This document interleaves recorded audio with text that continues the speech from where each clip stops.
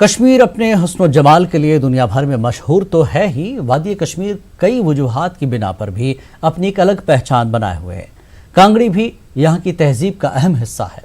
کانگڑی کا استعمال ٹھٹھرتی سردیوں میں خوب ہوتا ہے۔ جدیدیت کے اس دور میں بھی کانگڑی کی اہمیت برقرار ہے۔ آپ دیکھیے رپورٹ، ہمیں دیجیے اجازت۔ آداب۔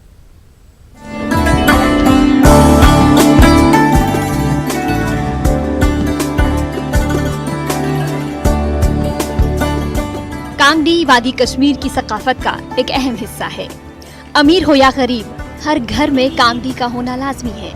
کشمیر میں کانگڑی کی بنانے سے لے کر تجارت کرنے والے افراد آج کل خوش نظر آ رہے ہیں۔ رواں موسم سرما میں نومبر کے پہلے ہفتے میں ہوئی برف باری کی وجہ سے یہاں بازاروں میں کانگڑی ہاتھوں ہاتھ بک رہی ہیں۔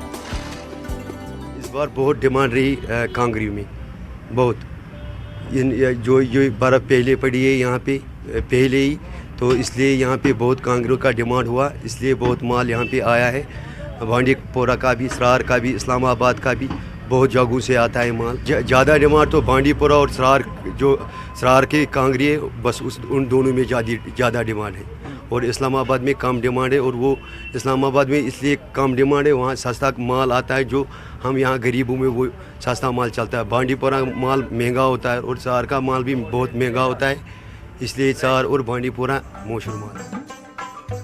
اگرچہ بدلتے وقت کے ساتھ سردی کا مقابلہ کرنے کے لیے مارکیٹ میں کئی آلات دستیاب ہیں، ایئر کنڈیشنر ہو یا گیس پر چلنے والی بخاری یا پھر روم ہیٹرز، لیکن سرما کے ایام میں بجلی کی کٹوتی، گیس کی عدم دستیابی اور سردی کی شدت کے سامنے یہ آلات کم پڑ جاتے ہیں، اور پھر عام کشمیری کی چہیتی کانگڑی ہی آخری سہارا بن کے اس کے ساتھ وفا کرتی ہے۔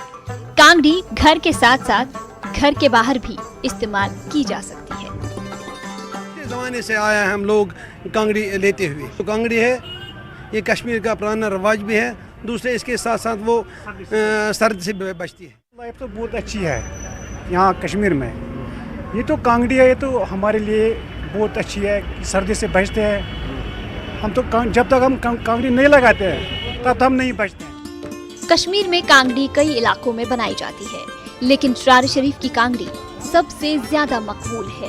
اس کی خوبصورت بناوٹ کی وجہ سے یہاں پر بنی کانگڑیاں خاص محفلوں کی شان بن جاتی ہیں، اور سردی کے موسم میں نئی نویلی دلہنوں کے میکے سے یہ کانگڑی سوغات کے طور بھیجے جانے کا رواج عام ہے۔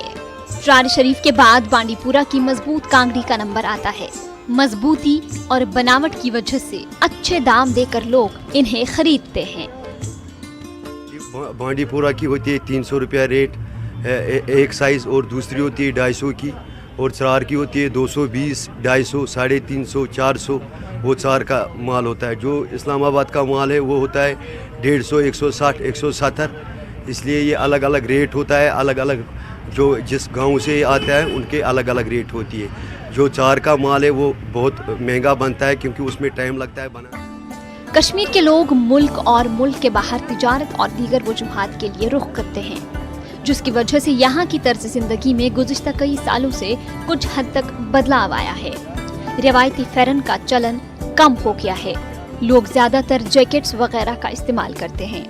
وہیں دیہی علاقوں میں بھی جدیدیت صاف نظر آتی ہے، اور یہاں بھی لوگ روایات اور ثقافت سے دور ہو رہے ہیں، لیکن کانگڑی اپنی پہچان ابھی تک بنائے ہوئے ہیں، اور آج بھی کانگڑی سردی سے بچنے کے لیے ہر کشمیری کی پہلی پسند بنی ہوئی ہے۔ نیوز 18 اردو کے لیے سری نگر سے صنم تصدق کی رپورٹ۔